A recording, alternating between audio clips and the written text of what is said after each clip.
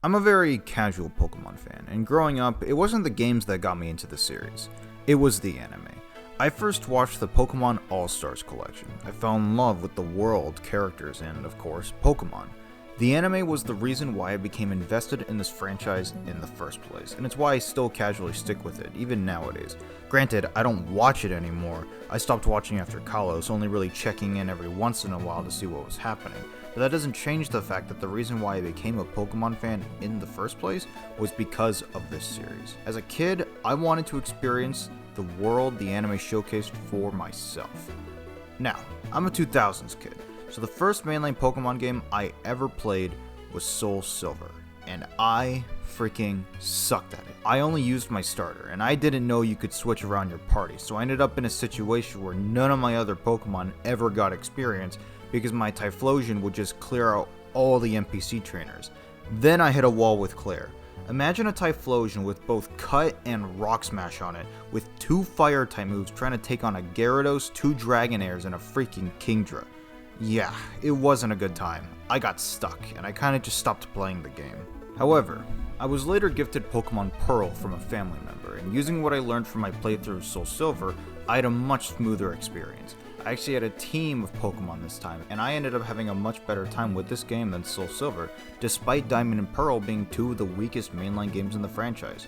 The starter Pokemon I picked was Turtwig, and you wanna know why? There were 2 main reasons. The first was that, like I said, I was still a fan of the anime. Before Soul Silver came out, the beginning of the Diamond and Pearl anime was airing on Cartoon Network, and I remember tuning in on Ash's journey at the time. Specifically, it was during Ash's battles against Rourke. When I saw Ash and Turtwig finally defeat Rourke's Rampardos in their rematch, after watching Ash lose to Rourke when he still had a Cranidos in a previous episode, it left a big impression on me. So going into Pearl, I was already a fan of Turtwig.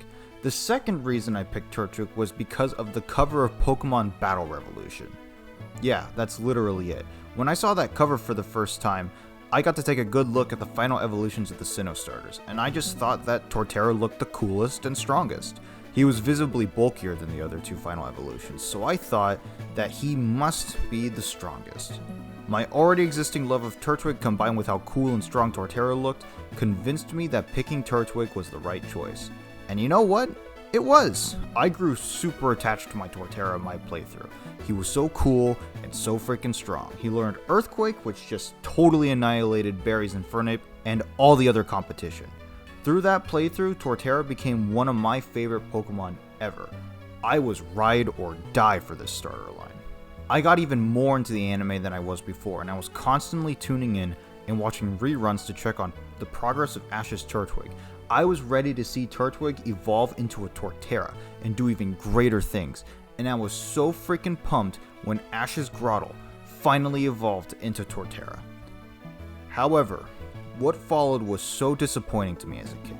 Instead of Torterra becoming a total powerhouse like mine was in my playthrough, I watched as Ash's Torterra lost all its major battles and became the most sidelined Pokemon in Ash's Sinnoh team. The disappointment I felt has haunted me since I was a kid, and I need to just go over why. This video is about the wasted potential of Ash's Torterra, and the baffling writing decisions that plagued it during Sinnoh League victors. Let's begin.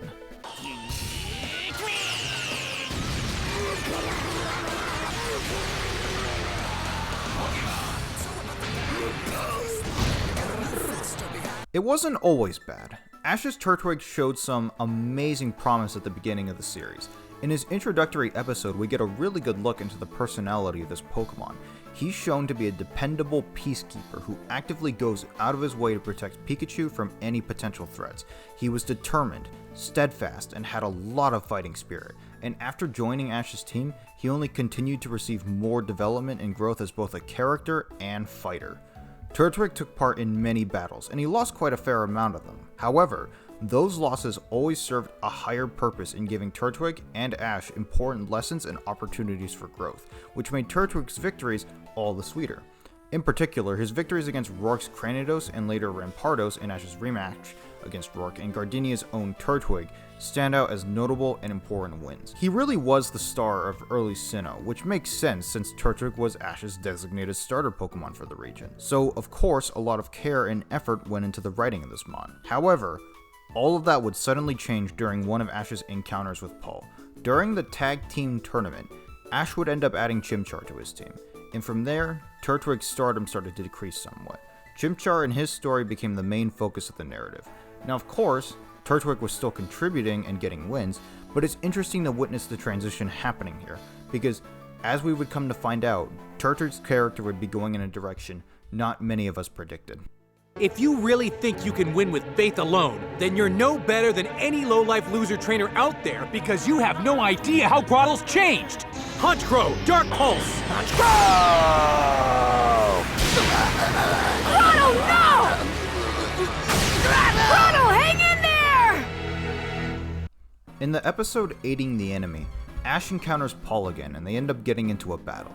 Ash ends up using Turtwig because Turtwig's all fired up and ready to fight, and Paul ends up choosing Honchkrow. During the battle, Turtwig ends up evolving into Grottle. Now, in most cases when Pokemon evolve in the anime, it's usually either the payoff for the Pokemon doing something big and impressive, or something happens, the Pokemon evolves, and then they do something impactful immediately afterward. However, that wasn't the case here. Turtwig's battle style relied a lot on its agility and small size, which doesn't make a whole lot of sense since Grottle is faster than Turtwig, but he is heavier for sure, so we'll just say that it's a speed to weight ratio issue. After evolving into Grottle, its weight and size increased drastically, which completely threw it out of balance during the fight and ultimately resulted in Grottle losing. Paul also calls out Ash on not understanding how Grottle changed after evolving. Grottle was obviously disappointed in himself, and we see him struggle to maneuver properly, but then Paul's Torterra, after observing the earlier fight, comes to his aid. Torterra demonstrates how even though his speed has been impacted by his weight, there is still an effective way for Grottle to fight using a more defensive battling style that relies on tanking hits and counterattacking with its newfound increased power. Ash sees this as well, and the series has now set up a very compelling arc for Ash and Grottle going forward. Grottle is struggling now, but if Ash works with Grottle in utilizing his new defensive battle style, Grottle will be able to achieve a unique type of strength that the rest of Ash's team isn't capable of. There is a clear promise here. Not like an actual promise by the writers or anything like that, it's a narrative promise. By showing Grottle struggling here, the series is building up to an eventual payoff with this character, and that promised payoff is, when Grottle is able to adapt to this new defensive battle style, that will be the moment when this Pokemon is not only able to thrive, but attain a greater strength than it would have ever been able to achieve as a Turtwig. I really loved this development for Grottle, because yes, it's true, he's no longer the star of the team anymore, he's not Chimchar, but at the same time, he doesn't need to be. These developments will allow Grottle to shine in his own unique way that doesn't take away from the stories of the other Pokemon on Ash's team. And during the series, we continue to see Grottle slowly but surely adapt to its new form. At first, Grottle couldn't even move and had to be carried around by Brock Sapini, but over the course of many episodes, we see small but meaningful scenes where Ash works with Grottle in just getting it accustomed to its new battle style. And eventually, in the episode The Lonely Snover, we get a big beat in this arc. Grottle begins to grow nuts on its back, which implies that Grottle has become fully accustomed to its new form. During the episode, this is reinforced by Grottle learning Rock Climb and being able to effectively move and attack with it. Doesn't make a whole lot of sense since Rock Climb is an HM move that Grottle can't learn naturally through level up, but whatever, it's still a pretty cool move at first glance. With the benefit of hindsight though, this move ended up backfiring most of the time and in some cases directly resulted in his defeat after using it, but I digress. The point is that at this period in time, this is a really big step in Grottle's arc. We even get to see the fruits of his training in Ash's battle against Candace. In the beginning of the battle, Grottle is able to use its defensive battle style to tank Sneasel's attacks and then counterattack with Razor Leaf before sealing the deal with a Rock Climb. It's a short battle, but it means something. It's an actual win in an official battle, a benchmark of sorts to show the progress that Grottle has made. Granted, Grottle is later KO'd by Candace's Abomasnow, but that isn't super important. What matters is that Grottle has improved and can potentially keep growing and providing results with his new defensive battle style. A little later in the series, Ash has his big battle with Paul at Lake Acuity. This is one of the most significant battles in the entire story, because it's one of the few times that both trainers really put their pride on the line and go all out in a 6-on-6 fight in order to demonstrate which of their training styles is better. Ash is really put through the ringer here since Paul fully understands Ash's Pokemon and how Ash thinks. During the battle, Paul ends up once again sending out Honchkrow against Grottle. I really like this battle because of how character driven it is. Grottle wants to defeat Honchkrow so badly after the humiliation he suffered in their last, and Ash wants the exact same thing. However, this desire ends up clouding both of their judgment. Grottle is already at a big disadvantage because of Honchkrow's type advantage. However, on top of that, Paul had just finished having his Electabuzz set up a light screen, so that's just an extra layer of difficulty. Before the fight even starts, you can already guess where this is going. Grottle ends up getting completely overwhelmed and ends up losing pretty badly. But it's not even just that he lost, it's that Paul and Honchkrow were in complete control of the entire fight. Ash made just about every mistake he could have made here, and Paul made sure to capitalize on every single one. This one battle is a microcosm for the entire fight. With all of Ash and his Pokemon's pride on the line, he got completely outclassed by Paul. It's a slap in the face, especially for Grottle, but the important thing is that this fight leads to a great moment of reflection for Ash, and in the next episode, he gets his mojo back and vows to continue training and surpass Paul, Grottle included. Grottle would get one more big fight before the start of Sinnoh League Victors against Palmer's Rhyperior, and even though he lost, it's a genuinely good fight. Grottle shows a lot of guts here, and it really does show how far he's come since first evolving. There is a caveat in that Grottle gets a Thunder Armor type Ass-Pull power-up during the fight, but I give it a pass since Grottle lost the fight anyways. This fight showed us what the future for this Pokemon could look like, and I know that I and many other fans were very excited to see what the future held for Grottle. Time for a counterattack! Pin Missile!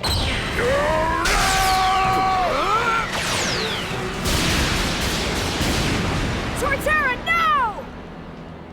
After an overwhelming Pin Missile attack like that, what's happened to Torterra? Torterra is unable to battle. Drapion wins!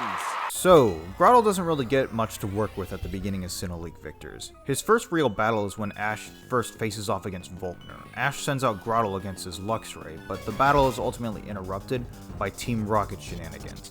And he isn't around for the rest of the episode until the end where Ash sends him out against Team Rocket. He ends up evolving into Torterra and ultimately defeats the team. Admittedly, it's pretty exciting to watch Grottle finally evolve into the badass looking Torterra, but something's off about this evolution. The thing that feels off is that this evolution kind of just happens. The evolution doesn't come as a result of build-up throughout the episode. It doesn't come as a result of some big moment of character growth or development. It doesn't happen as a result of some big accomplishment or progression with his strength, and it doesn't happen because of some big breakthrough with this Pokemon's overarching story. Grottle evolves into Torterra in an episode where he wasn't the focus in any way, shape, or form, and it's really indicative of the problem with this Pokemon going forward. The writing just doesn't care about Torterra, and is put on full display with the 3 battles that this Pokemon has during Sinnoh League Victors. Torterra's first battle is against Bertha's Hippowdon. Bertha is of course an Elite Four member. It's a pretty decent fight in all honesty. Bertha gives Ash some more tips about battling, and Torterra even gets a cool moment where he dodges Hippowdon's Iron Head and hits it with a Leaf Storm, but ultimately Torterra is defeated. On its own, this loss isn't that bad. Bertha is an Elite Four member, so Ash not being able to defeat her makes sense. But this episode wasn't about Torterra, it was about Bertha. Torterra kind of just came in at the very end for a brief fight. He's more of like a bonus in the episode. Torterra's next fight is against Volkner's Electivire, and this is when things become bad. In this battle, Torterra uses Leaf Storm, Electivire blocks it with Fire Punch, and Torterra lands an Energy Ball. Then, Torterra uses Rock Climb, but is countered with an Ice Punch, and Torterra is defeated. Yep, that's the entire battle. Just like that, Torterra lost. It's definitely a disappointment because Torterra didn't really accomplish a whole lot. But it's not just that he lost, it's how casual it all happened. Torterra's only purpose in this fight was to put Ash at a disadvantage at the beginning of the fight so there's more tension going forward. This gives Pikachu the chance to have his fight against Electivire, and going further, it gives Infernape the chance to get 2 KOs instead of just 1. Like, what the hell, man? Infernape gets all this glaze, and meanwhile Torterra feels like such an afterthought. Even at the end of the episode it feels that way. Whenever Ash gets a gym badge, he always does a little celebration where the Pokemon jumps in. Even when a Pokemon didn't win, they are still present. Well, guess what? Lo and behold, Torterra isn't even present for this celebration. This is what I'm talking about. It just doesn't feel like the writers care. And it gets even worse during the Sinnoh League. Torterra's only battle during the Sinnoh League is against Paul's Drapion. Now this thing was a menace. It had already defeated Weasel and Staraptor on top of setting up toxic spikes. So, what does Ash do in response? He sends out Torterra. In this battle, Torterra hits Drapion with an energy ball, which goes well. Then he hits him with a Leaf Storm, which is beat back by Drapion's Pin Missile, so that went less well. Then Torterra tries to use Rock Climb, which goes horribly since Drapion easily intercepts and counters the attack. Finally, Ash has Torterra use Synthesis, but it doesn't matter since Paul has Drapion wait until Torterra finishes healing and then has Drapion use one more Pin Missile to defeat Torterra, which is probably the most disrespectful way the fight could have played out. This is without question Torterra's worst battle. He literally just came out to use his 4 moves once and then get defeated. It's pathetic. There are so many things about this that bother me. For one, it doesn't even make sense. Let's establish the context here. Drapion is a poison-type Pokemon, and on top of that, he has also set up toxic spikes. Okay, with this in mind, why the fuck did Ash send out Torterra?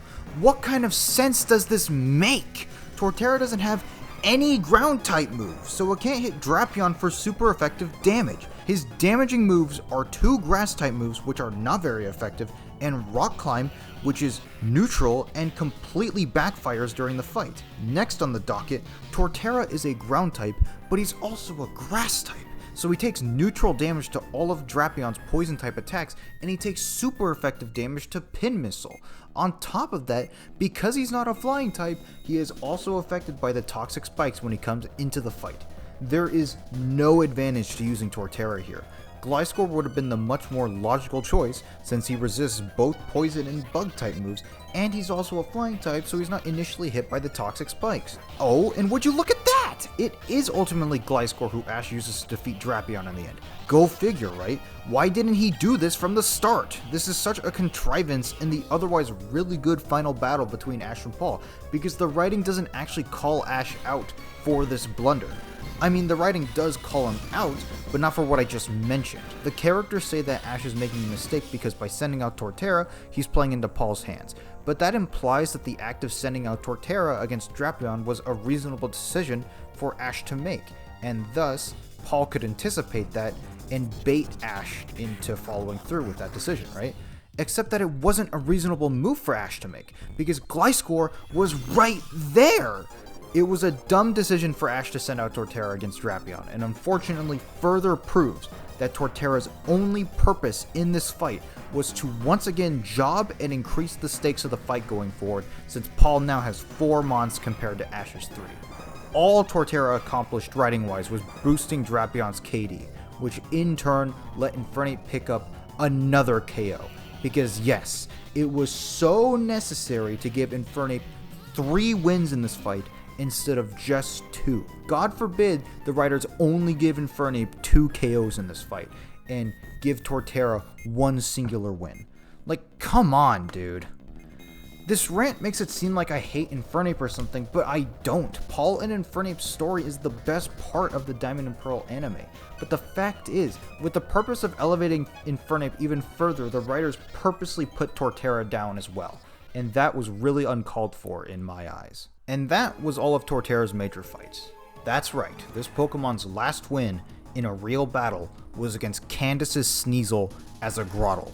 What the fuck is this? As a Torterra, he never won a single real battle, and his only wins were against Team Rocket, which don't count since they have been relegated to Saturday morning cartoon villain status. By this point, he has been reduced to a disappointing jobber. And the thing that I don't really see a lot of people talking about is why he's such a disappointment. I've seen a fair amount of Pokemon videos where people have briefly talked about Torterra sucking and all this stuff, and I always see comments like this one, where they talk about how the reason Torterra loses so much is because after evolving he gained all this weight and la-di-da-di-da-di-da. They give the in-universe explanation, but that really isn't it. Torterra isn't a disappointment because he loses a lot. Torterra is a disappointment because his losses never amounted to anything. After evolving into Torterra, all of Torterra's main plot threads from when he was a Turtwig and Grotle were completely dropped. Torterra's defensive fighting style that he was shown by Pulse Torterra that was supposed to become his main fighting style going forward, one which he actively struggled to learn as a Grotle, gone. Now Torterra just throws a few attacks at the opponent and gets defeated. His grudge/rivalry with Paul's Honchkrow, gone. Torterra never got to actually defeat this Pokemon in a third and final encounter. A Pokemon who was a key part of his character and arc. Any kind of plot relevance or focus on Torterra's character, personality, and growth, gone with the fucking wind. There is not a single episode in Sinnoh League Victors that actually focuses on Torterra. All the time we spent with this character, all the struggles and challenges we watched this Pokemon endure, and it was all for nothing. That's the reason Torterra and plenty of other jobbers in different works are disappointments. It's because we as an audience cared. The series spent time showcasing this character, and as audience members, we in turn invest our time and emotions into the character. And when you invest in something, you want a return. In the case of characters, you want some kind of payoff that justifies the time you spent watching the character and the emotions you felt towards the character, whether positive or negative. For jobbers, and in this case Turtwig and Grotle, we are invested in this character, so we want them to succeed. That's why when they lose, it hurts. But because of those losses, we get the opportunity to see the character reflect, learn, and grow from those losses to become better than they were before, which has the potential for a super satisfying payoff when they are able to succeed in the end. However, in order for those losses to truly mean something, they have to actually build to something meaningful, which just didn't happen with Torterra. You can honestly skip every Grotle-centric episode. They are just a waste of time because they never led to anything significant. The writers simply just stopped caring about this Pokemon, and because of this, Torterra is genuinely one of the biggest flaws with Diamond and Pearl to me, because the writing surrounding Torterra ends up invalidating all the development and growth we witnessed Grotle go through. As much as I like this era of the Pokemon anime, the way Torterra was handled is just simply bad writing. And what makes it worse is that there was another jobber Pokemon on Ash's team who was handled well. Ash's Gliscor. Gliscor is also a member of Ash's Sinnoh team, and he is also a massive jobber. Gliscor took part in 7 battles, and he won 2 of them, but you never hear anyone call him a jobber. And do you know why that is? It's because by the end of the series, we got to witness his growth for ourselves. After his Sky Battle training, Gliscor returns to battle against Paul, and it's specifically Gliscor who defeats Paul's Drapion. This beast of a Pokemon which took out half of Ash's team without breaking a sweat. Even though Gliscor lost constantly, by the end of the series, after his training and growth on the highest stage of the story and in the most important battle in the entirety of Diamond and Pearl, Gliscor is able to secure an incredible victory, finally rewarding the audience with a massive, satisfying payoff, and thus validating all the time and investment we had with this Pokemon. Comparing Gliscor to Torterra really just emphasizes how much of a disappointment Torterra ended up being. Grotle, you've your very own battle style, and my job as a trainer is to help make it the best it can be. Grotle. I'm sorry I got kinda crazed. It's my fault for not knowing it. So from here on out, we're gonna work together to build your battle style from the ground up. Grotle. Torterra is a baffling part of the Pokemon anime to me. It's not even just that he was the most disappointing, it's also the fact that Torterra is one of the region's starter Pokemon. You would think that he would receive priority in the writing because of this, but no. I mean, hell, even if the writers stopped caring about Torterra, I still don't understand why he wasn't allowed to win at least one battle during the Sinnoh League. The league is always the climax of each region. It's where each Pokemon gets to truly show their stuff. Just one win was all I ever asked for as a kid, and I couldn't even get that. Literally every other one of Ash's Sinnoh Pokemon got a win during the Sinnoh League, except Torterra. Oh, and fun fact, by the way, on top of that, out of all of Ash's Pokemon that battle against Paul, Torterra is the only one to never once defeat a single one of Paul's Pokemon. Like, what the fuck? Did the writers just have some sort of vendetta against Torterra by this point or something? Even in the openings, Torterra got shafted. Compare the third opening of Diamond and Pearl to the fourth. Both openings show a lineup of Ash's Pokemon. In the Galactic Battles opening, look where Grottle is. We see him next to Pikachu and Chimchar. He moves first, then Chimchar, and finally Pikachu. This makes sense since Pikachu is the mascot, and Chimchar is obviously the main Pokemon on the team riding-wise.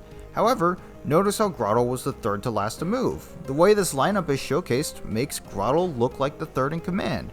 And even though Grottle is no longer the star like Chimchar is, he is still a starter Pokemon, and he is still getting valuable screen time at this point in the story. So, he's shown next to Chimchar and Pikachu. Now, let's compare that to the Sinnoh League Victor's intro. In the final shots where we see Ash's Pokemon flash across the screen, take note of when Torterra appears. Yep, he appears first and at the beginning. And which Pokemon does he appear before? Did you see that? He appears before fucking Gible, the least important of all of Ash's Sinnoh Pokemon, a Pokemon who was added to the team suddenly in the final season of Diamond and Pearl. Are you kidding me? It's such a minor thing, but it seriously pissed me off the first time I noticed it as a kid, because it's so symbolic, right, of his relevance in the show. Granted, this isn't the most valid thing of all time, right, because Infernape does appear before Weasel, but you know, Infernape's still a much more important Pokemon, so it appears in the back half of it, you know, closer to Pikachu. So it's like, still kind of rubs me the wrong way, you know? Finally, you want to know what confuses me the most? This man right here, Atsuhiro Tomioka. This man has been working on the Pokemon anime as a screenplay writer since the very beginning of the show. And during Diamond and Pearl, he is credited as being the series composer. This is the person who's basically responsible for drafting the entire overarching plot. They determine things like the pacing, what the story arcs and big plot beats are going to be. They are basically the architect of the story, while the screenplay writers work on the finer details of each individual episode. The reason I bring him up is because he is also credited as the writer for many screenplays in massive episodes during Diamond and Pearl's run, including some really notable Turtwig episodes. However, the one that stands out the most to me is Aiding the Enemy, the episode where Turtwig evolves into Grottle. Do you see what I'm getting at here? What the fuck happened? Brother, you are the one who was in charge of the big story arcs, which includes Ash and Paul's stories and Chimchar's stories. You yourself wrote one of Turtwig/Grottle's most important episodes. So why the hell did you never do anything with it? I just don't get it. How in the world does this happen? How did you drop the ball so hard in the final stretch of this Pokemon story? You put in the legwork. You set it all up. All you had to do was just cash in on all the hard work you already did, narratively speaking. You had an awesome character and arc. You just had to pay it off. So why didn't you? Just why? Ugh. With all of this being said, it's pretty obvious that I didn't like how Torterra was handled by the writers. They are the ones primarily to blame for this. I alluded to it earlier, but I did hold some resentment towards just how much favoritism was shown to Infernape at the expense of Torterra. I felt that the writing choices behind that were unfair. However, when I thought about it more, I realized that it's not really Infernape that's at fault here. There's another Pokemon that actually deserves my ire. And it's this little shit right here. Yes, the more I think about Ash's Gible, the more annoyed I get. Because while Torterra didn't get a single episode where he got to be the main focus, Gible did. 3 in fact. Gible was a sudden last-minute addition to Ash's team, and to be frank, I still don't really understand why. The rest of Ash's Sinnoh team had been traveling with him for at least half the series by this point. The only explanation that I can think of is that Ash had just given his Gliscor over to the Air Battle Master to train, which left Ash with 5 Pokemon. So I think they gave Ash Gible in order to get his team back up to 6 Mons.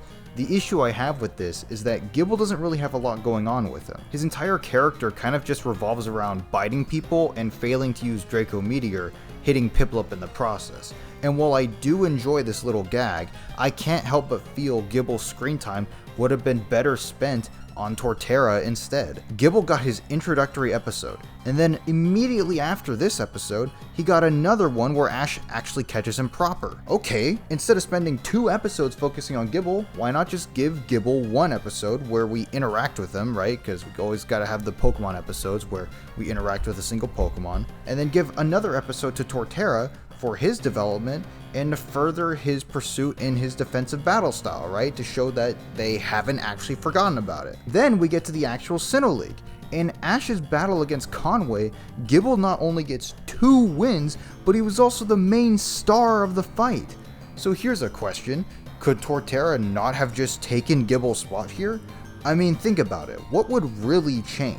Against Shuckle, you could have Torterra use his tankiness to weather Shuckle's powerful attacks from Power Trick and then win with a well-done counterattack. Then, against Dusknoir, you can have a similar thing happen. With Trick Room active, Dusknoir is faster than Torterra, but unlike Ash's other Mons, Torterra has the tankiness along with Synthesis to withstand Dusknoir's assault while also beating him with counterattacks. The more I think about it, the more I keep realizing how well Torterra actually suits this fight. I mean, listen, I like Gible, but if you offered me the choice of having him join Ash's team or giving his screen time to Torterra, I would pick the latter in a heartbeat. Torterra has been a consistent member of Ash's Sinnoh team since the beginning of the journey. I mean, like, come on, man. Gible hasn't had anywhere close to the development that most of Ash's other Pokemon received throughout Sinnoh. I think prioritizing Torterra here just makes sense. I would even be able to somewhat look past Torterra's other losses, since he would have had a battle where he was the main star in the Sinnoh League, and in the process, paying off the defensive battle style storyline along with validating all of Torterra's growth and development. So much damn potential, man. But what's done is done. I will never get to see Ash's Torterra win in a proper battle. Listen, at the end of the day, Torterra is one of my favorite Pokemon ever, and I have been disappointed since I was a kid with how Torterra was handled in the anime. This has been in my head for some time now, and I just needed to get this off my chest. If you watched this far, thank you for watching. Have a nice day, y'all.